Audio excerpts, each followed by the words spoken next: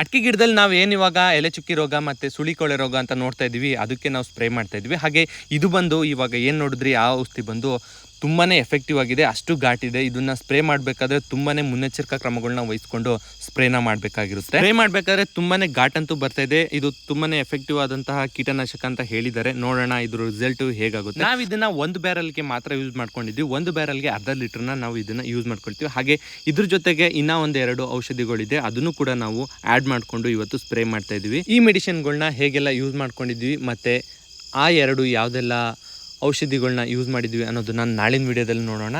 ಹಾಗೆ ಇದೇ ಥರ ಸಿಂಪ್ಟಮ್ಸ್ಗಳು ನಿಮ್ಮ ತೋಟದಲ್ಲೂ ಕಂಡು ಅದು ಏನಾದರೂ ಇನ್ ಕೇಸ್ ಕ್ಲಿಯರ್ ಆಗಿದ್ದರೆ ಯಾವುದೆಲ್ಲ ಸ್ಪ್ರೇನ ಯೂಸ್ ಮಾಡಿದ್ದೀರಿ ಅನ್ನೋದನ್ನು ಕಮೆಂಟ್ ಮೂಲಕ ತಿಳಿಸಿ ಅಂತ ಹೇಳ್ತಾ ಇವತ್ತಿನ ಈ ವಿಡಿಯೋನ ಇಲ್ಲಿಗೆ ಎಂಡ್ ಮಾಡ್ತಾ ಇದ್ದೀನಿ. Thank you for watching.